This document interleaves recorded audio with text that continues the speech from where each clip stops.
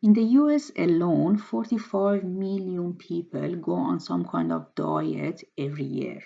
The global weight loss industry market is expected to reach $279 billion by 2023. Hi, everybody. My name is Aida, and today I want to talk about why diets don't work in the long term and what the solution is. There are numerous diets out there: paleo diet, zone diet, Dukan diet, the raw food diet, potato diet, banana diet, and so on. The problem is most people regain the weight they lose between 1 to 5 years after their weight loss. Today, I will talk about why this happens and what the solution is. By diet in this video, I refer to temporary restricted program of eating in order to lose weight.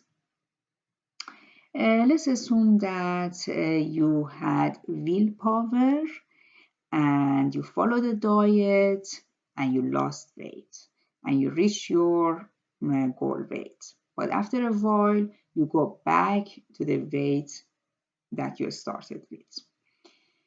There are some reasons for this. One is if you completely deprive yourself of eating your favorite food forever, it doesn't work. For example, I can live without having some fizzy drink to the end of my life, but I can't live without having chocolate. So if you restrict yourself that much and after finishing the diet, you go back to your old eating habits, you put on weight.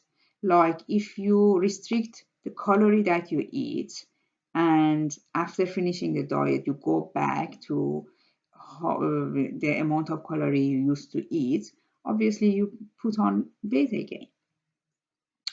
So let's assume that you started a diet. A lot of people they can't follow the diet to the end, and then they blame themselves because they didn't have the willpower to follow that diet and to lose weight. But I have to say that it is not your fault and it is not you, it is a diet. Let me introduce you to three important hormones in the body: leptin, ghrelin, and cortisol. Leptin relates to energy stored in the body. When you eat, the leptin level increases and you feel more satisfied and full. A study showed that when the scientists injected leptin to the rats, their appetite decreased. But this effect just lasted 2 weeks. And after 2 weeks, the rats developed a resistance to leptin appetite cutting effects. Many obese people don't respond to leptin signals even though they have higher level of leptins. Ghrelin, on the other hand side, increases the appetite. Ghrelin level increases after dieting, which it can explain that why diet-induced weight loss can be difficult to maintain for the long term. And cortisol is the stress-related hormones. Eating a low-calorie diet can actually increase the amount of cortisol in the body. And that's the hormone that relates to stress, and it actually leads us to eat more by setting up our reward system in the brain. The other reason for the diets that they don't work is when we limit the amount of calorie intake calories, our metabolism slows down.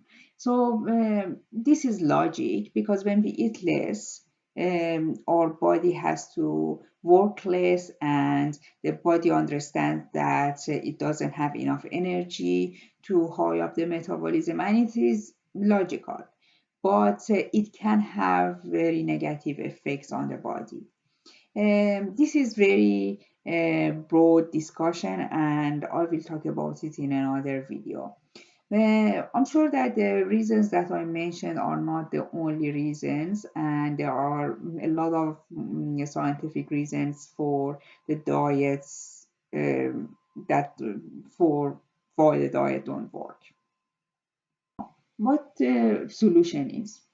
I think the solution is having a healthy lifestyle and make sure that we have the basics right. So, what are the basics? The basics is enough and high quality sleep, healthy and sufficient food, and exercise.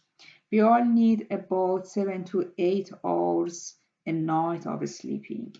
Lack of sleep can increase the cortisol, and as I mentioned before, increasing in cortisol can make you eat more. Um, think about the foods that most of the time, 80% of the time, you eat. Does it include heaps of vegetables, whole grains, lean protein, fruits, and healthy fats? Um, does it include the minimum amount of processed food? And do you cook at home? If the answer of any of these questions is no, you have to think about changing your lifestyle somehow. Do you exercise? By exercise, I don't mean the very high intensity exercise. I mean a 30-minute a day walk or bike ride to your work, or do you use gym or online classes?